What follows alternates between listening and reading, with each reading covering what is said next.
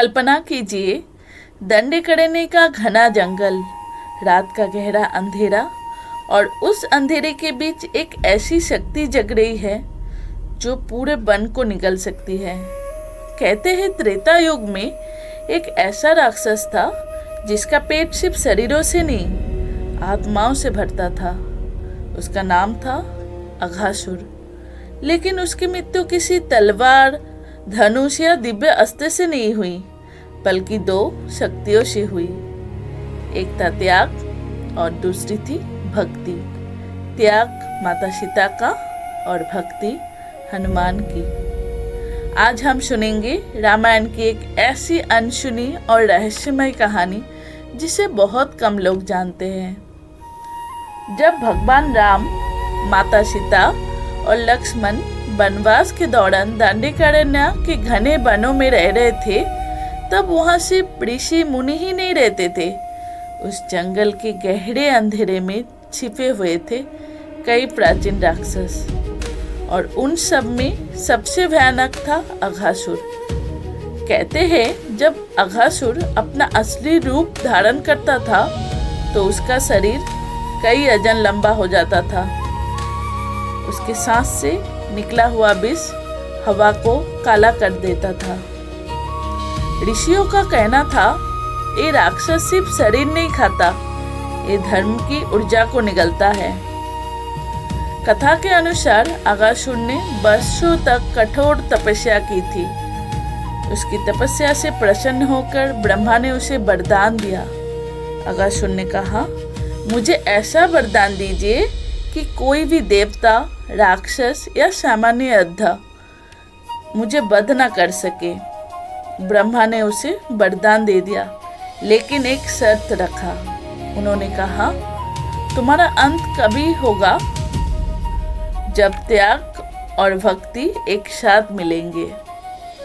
अघासुर को लगा ऐसा कभी नहीं होगा, और वही उसकी सबसे बड़ी गलती थी।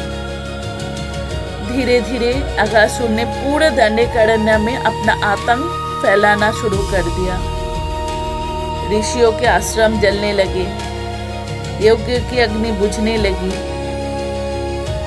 जब ऋषि राम नाम जप करते थे तब एक काली अंधी आती थी और अघासुर वहां पहुंच जाता था। धर्म कमजोर पड़ने लगे। आखिरकार ऋषि मुनियों ने भगवान राम से सहायता मांगी। एक रात जब सब सो रहे थे तब माता सीता गहरे ध्यान में बैठी हुई थी। ध्यान में उन्हें एक अद्भुत दृश्य दिखाई दिया।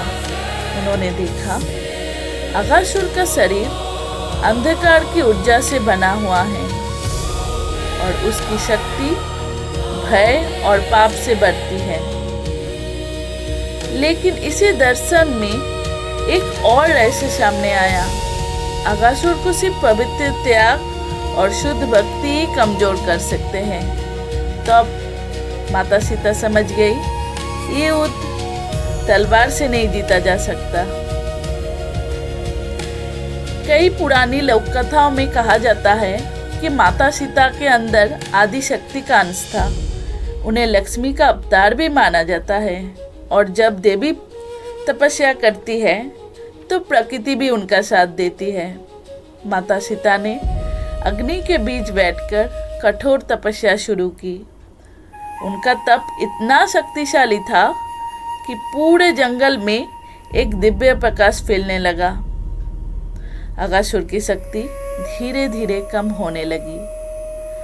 उसी समय उस जंगल में प्रवेश हुआ एक ऐसे भक्त का जिसके भक्ति के सामने देवता भी सर झुकाते हैं। वो थे हनुमान।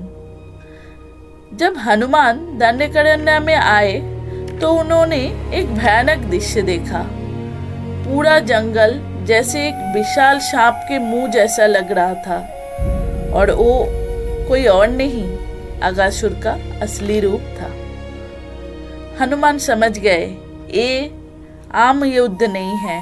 उन्होंने अपनी गदा नहीं उठाई, उन्होंने अपना सबसे बड़ा अस्त्र उठाया, राम नाम।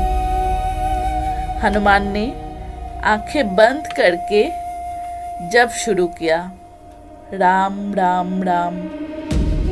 जैसे जैसे राम नाम की ध्वनि जंगल में गूंज रही थी, अगासुर की शक्ति कम होने लगी, क्योंकि भक्ति का प्रकाश अंधकार को जला रहा था। जब माता सीता की तपस्या अपनी शिखर पर पहुंचने लगी और हनुमान का राम नाम पूरे जंगल में गूंज उठा, तब अगासुर कमजोर पड़ गया। उसका विशाल सर्प रूप हिलने लगा। तब हनुमान ने अपना विशाल रूप धारण किया। उनका शरीर पहाड़ के समान बड़ा हो गया और एक ही छलांग में वो अगासुर के मुंह के अंदर प्रवेश कर गए। अगासुर ने हनुमान को निगलने की कोशिश की, लेकिन हनुमान ने अपने शरीर को और भी विशाल कर दिया। राक्षस का शरीर फटने लगा, एक भयानक गर्जना के साथ। अगासुर का अंत हो गया। कहते हैं उस समय आसमान से एक दिव्य प्रकाश उतरा। ऋषियों ने देखा कि अगासुर की आत्मा प्रकाश बनकर आकाश में विलीन हो गई।